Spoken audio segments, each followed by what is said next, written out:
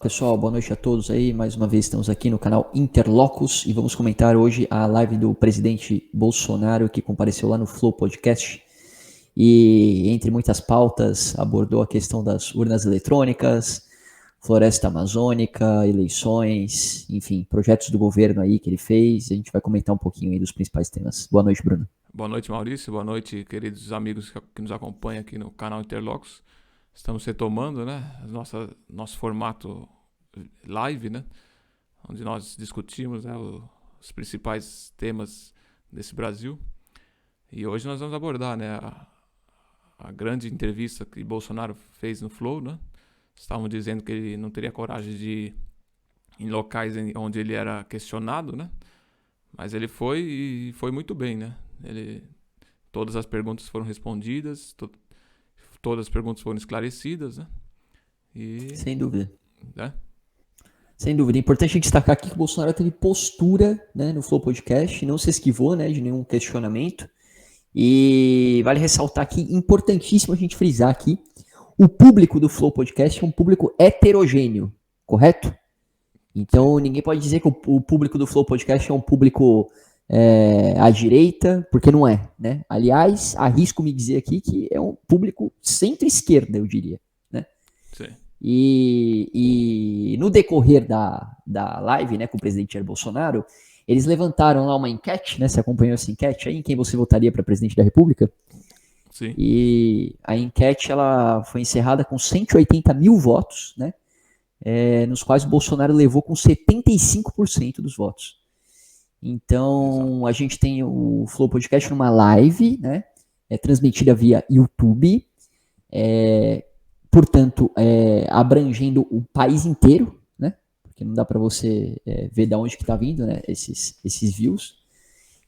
Até fora do país, né? Até fora do país. E o Bolsonaro levou com 75% dos votos, uma enquete com 180 mil votos, repito, de um podcast heterogêneo, portanto neutro, né, em relação à preferência política. E aí você tem do outro lado, né, nos meios tradicionais, o Datafolha, né, que tem uma metodologia de ligação, né, uma metodologia interurbana, anos 90, onde eles ligam para 2.000 pessoas, né, em municípios selecionados à pinça, né? Então eles ligam para 2.000 pessoas e nessas pesquisas do Datafolha o Lula ganha no primeiro turno com 99% dos votos. Então, para confrontar o Datafolha, a gente tem uma pesquisa com 180 mil pessoas, né, no Brasil inteiro e num podcast neutro, que é o Flow Podcast. E o Bolsonaro levou com 75%, o que nos leva a simplesmente questionar a legitimidade do Datafolha, você não acha? O Datafolha, o Ibope, toda a XP, né? Todas. É E só, PESP, é só ali que o Lula ganha, né? Se nas você, pesquisas encomendadas. se você for fazer o Datapovo, que é gente na rua, o Bolsonaro leva milhões. Se você faz qualquer enquete no Twitter, Bolsonaro ganha. Até jornalistas ultra-esquerdistas, né, como o Ricardo Noblat, né? Noblar. Ele vive fazendo enquetes, né, que teoricamente ele só tem seguidores ultra-esquerdistas. Ultra esquerdistas. E o Bolsonaro ganha até nas enquetes que ele faz, né? Ganha. Então, o Lula ele só ganha nessas pesquisas onde são encomendadas, né? Encomendadas por grandes bancos. Inclusive, eu queria aqui fazer uma confissão pro meu público aqui. Eu tenho uma pastinha no meu celular, né? A gente tem uma pastinha de favoritos, né? Normalmente nos nossos celulares, eu tenho no meu, que são prints das enquetes do Noblar. O Bolsonaro ganha todas. É incrível, assim. Ele abre a enquete, o Bolsonaro ganha de lavada. É realmente incrível. E mais curioso, ele exclui a enquete depois, óbvio, né? Ele não vai deixar lá para o público ver, mas o print é eterno, né? Então é isso. Então, pode falar. Ele não perde a coragem, né, de fazer. Ele acha, Não perde. acho que todo dia que ele acorda ele fala, acho que hoje vai dar. Hoje vai dar, mas nunca dá. Nunca dá. Então é isso. Então, em todas as mídias sociais, o presidente Bolsonaro ganha no primeiro turno, né, das eleições, não só nas mídias sociais, nas ruas, né, conforme ele caminha pelas ruas, ele também ganha. Então, os nossos olhos são o atestado disso, contrariando tudo e todos aí do mainstream. Alguns temas espinhosos foram abordados, né, nessa live aí, né? O Igor lá do Flow Podcast então perguntou algumas coisas, né? Algumas coisas à la pauta ali do MBL, do Nando Moura, né? E então, né, conversaram sobre o orçamento secreto, o Bolsonaro esclareceu, conversaram sobre o fundão eleitoral que o Bolsonaro vetou, né? Deixou isso muito claro para o público. O Bolsonaro vetou o fundão eleitoral, o Congresso Nacional foi lá e derrubou o veto dele. Em seguida, ele explicou por que ele não vetou de novo, porque criaria uma crise institucional com o Congresso também, não adiantaria vetar de novo, porque o Congresso ia derrubar de novo. Seria um tiro no pé também, né? Exatamente, né? Ele fez a parte dele, né? Fez a parte dele, né? Demonstrou, né? Teve altivez, né? Que foi o primeiro envio ao presidente da República do PL, ele foi lá e vetou, né? E aí o Congresso derruba, né? Como eu digo, né? Você conduzir o país através do poder executivo é um cargo muito ingrato, é uma função ingrata, né? Você tem tudo e todos contra você, né? Se você for um cara, não precisa ser muito antissistema, não, né? Se você for um cara como o Jair Bolsonaro, né? O Brasil não anda, né? Porque o estamento burocrático trava, né? O estamento burocrático trava.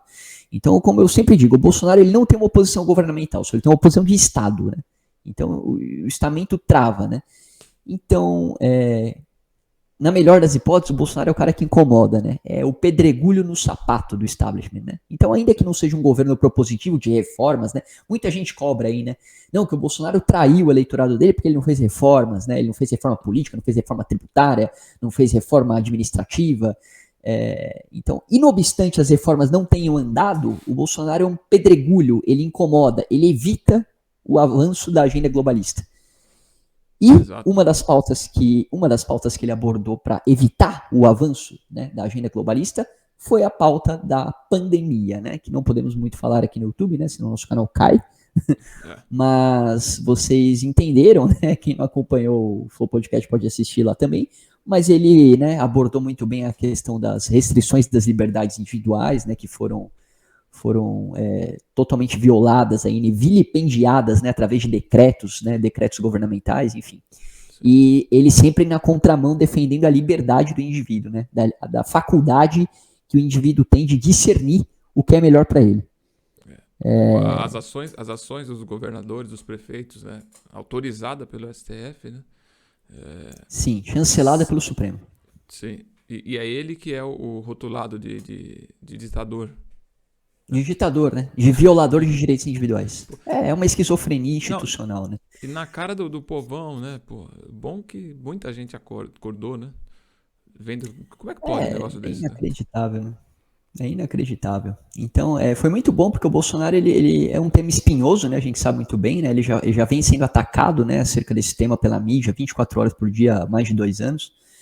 E mais uma vez ele deixou claro, né? Quais foram as intenções dele, que foram as intenções de preservar a liberdade individual, né, das pessoas. E de defender, né, aqueles trabalhadores que precisavam levar comida para casa, né? Então, a preservação da economia na medida do possível, né? Coisa que todos os governadores e o Poder Judiciário negligenciou, né? O Poder Judiciário e o Estado brasileiro, né, o estamento burocrático, negligenciaram a economia do próprio país. Negligenciaram. Eles são completamente culpados pela destruição econômica do Brasil, né? A gente tem que frisar isso muito bem aqui. Então, inflação, preço dos alimentos, tudo isso é culpa do Estado brasileiro. Estado brasileiro, leia-se, Congresso Nacional, governadores e Supremo Tribunal Federal. Então, o Bolsonaro sozinho tentou combater isso. E, claro, não logrou êxito, né? Não logrou vitória, porque o Supremo dá a última canetada e ele mandou e deu carta branca para todos os governadores prenderem velhinhas em praças, enfim. E isso foi abordado no Flow Podcast, o Bolsonaro explicou muito bem, inclusive deu nome aos bois, né? Citou os ministros que fizeram isso. Sim. E aí você fica pensando que coragem, né, que o Bolsonaro está tendo, né, de enfrentar tubarões, né? Tubarões que estão há muitos anos sentados na cadeira dos seus respectivos estados, né? Feudos, né? Feudos, né? E tem muita coragem. No início do mandato dele, eu achava meio encenação esse choque, né? Mas depois de tudo que aconteceu, eu vejo que ele é um cara... Ele continua convicto, né? Eu vejo que ele é um cara marcado por esse sistema que, olha, ele vai ter que andar com segurança pro resto da vida, porque ele mexeu sério em vários setores, né? Não só... Eu queria registrar que o Bolsonaro, ele merece o meu voto só por isso. Só pelo incômodo que ele causa ao establishment, ele já merece meu voto. Né? Exato. E aí você tem um monte de gente idiota aí que fala, o Bolsonaro... você pega o Nando Moura, né? O Nando Moura tece um monte de crítica ao Bolsonaro. Né? O Bolsonaro falava que era antissistema, mas nomeou Aras para PGR, né? Negociou com o Centrão. Cara, o Bolsonaro fez o mínimo para sobreviver 1 ano na presidência. Senão ele não ia sobreviver na presidência. Ele fez o mínimo. Agora me diga, que político hoje no Brasil teria o culhão de sentar na cadeira que o Bolsonaro está sentado e bater de frente com o Supremo Tribunal Federal que atende a agenda globalista? Né? É que esses caras não estudam ciência política, eles não estudam geopolítica internacional. Né? Ele não estuda, porque não é possível. Você tem uma agenda globalista clara hoje no mundo, comandada pelo PCC chinês. É claro isso, é muito claro. E outros tentáculos também, né? Ocultos. Sim, e o estamento burocrático brasileiro, né? De novo, Supremo Tribunal Federal, Congresso Nacional, governadores de estado, cumprem essa agenda. Academias, meio cultural, né? Até Hollywood, né? Quer interferir aqui na gente em nome dessa agenda. E você tem o Bolsonaro batendo de frente com tudo isso. E aí essas pessoas, né, que também já devem ter sido compradas pelo PCC chinês, fecham os olhos para isso e falam, não, o Bolsonaro nomeou Aras para PGR. Uma grande bosta, né, que ele nomeou Aras para PGR. E daí que ele nomeou Aras para PGR?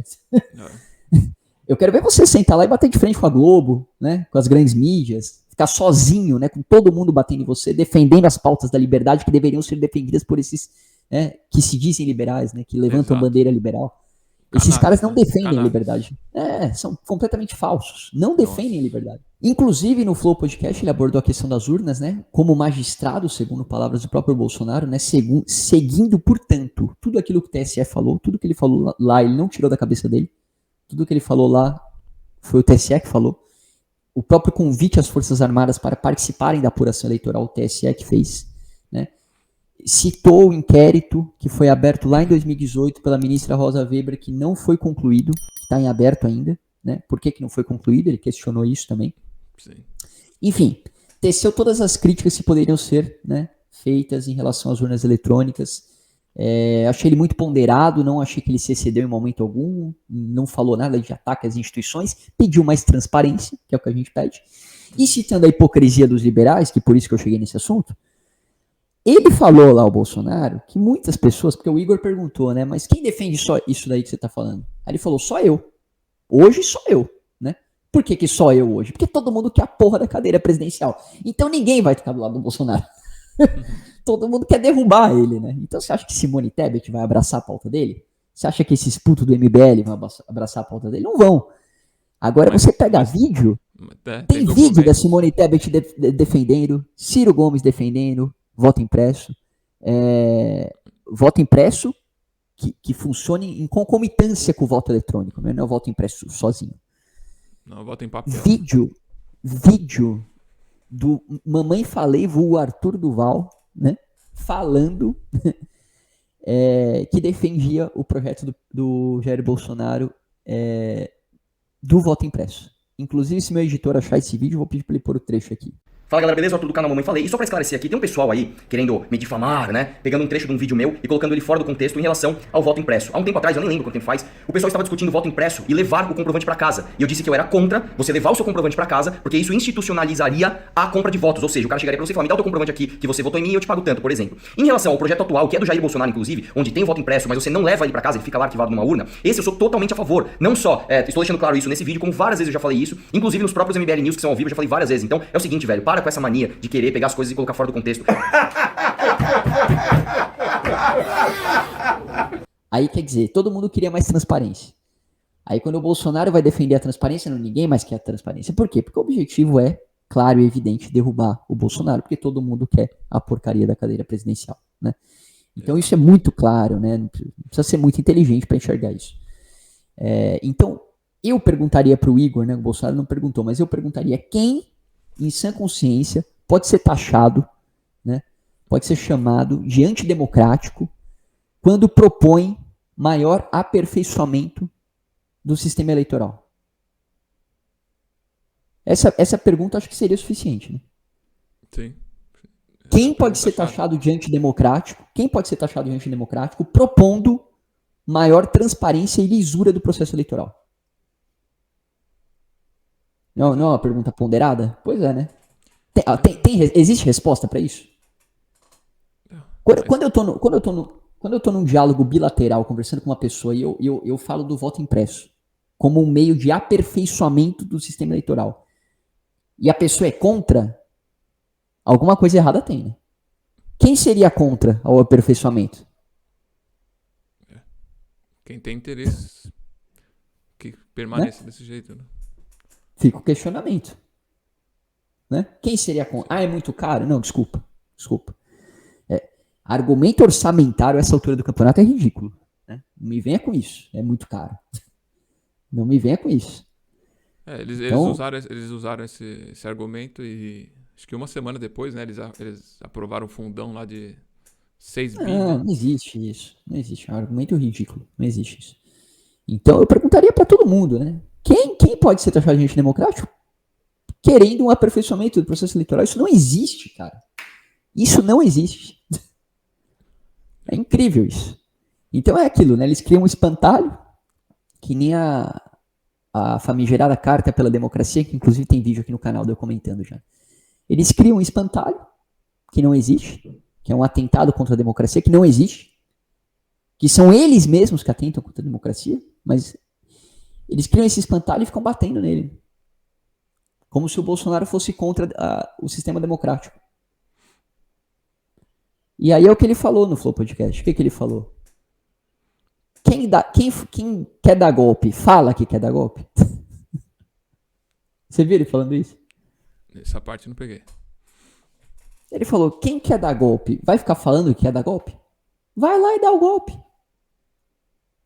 Vai ficar ameaçando dar golpe? Não existe isso. Ninguém fica ameaçando que vai dar golpe. A pessoa vai lá e dá o golpe.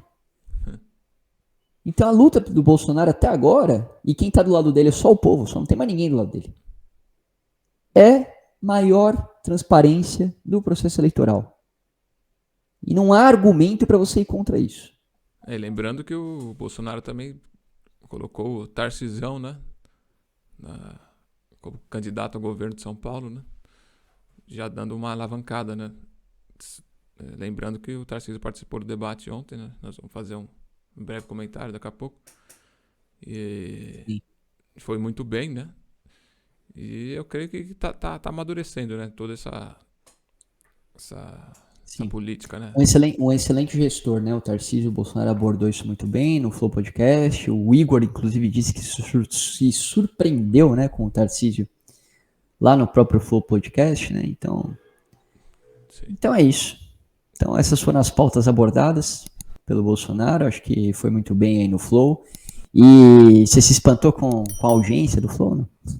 Nossa, o máximo que eu vi tava 563 mil pessoas ao vivo. Eu nunca vi isso.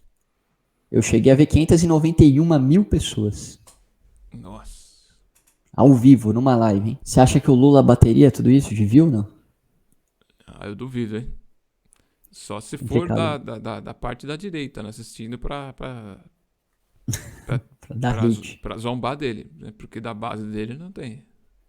Ainda mais na internet. Popularidade do presidente Bolsonaro aí. Então, acho que a gente fez uma reflexão aí sobre os principais temas, né, que foram abordados aí no Flow Podcast. Bolsonaro aceitou comparecer da entrevista na Globo também, né? Eu só não tenho a data ainda. Pedi pro nosso editor colocar aí a data. E vamos acompanhando aí essa corrida eleitoral aí aqui no canal. Vamos nessa. Quem gostou do vídeo aí pode dar like, se inscrever e compartilhar aí pro pessoal. Um abraço para todo mundo. Um abraço.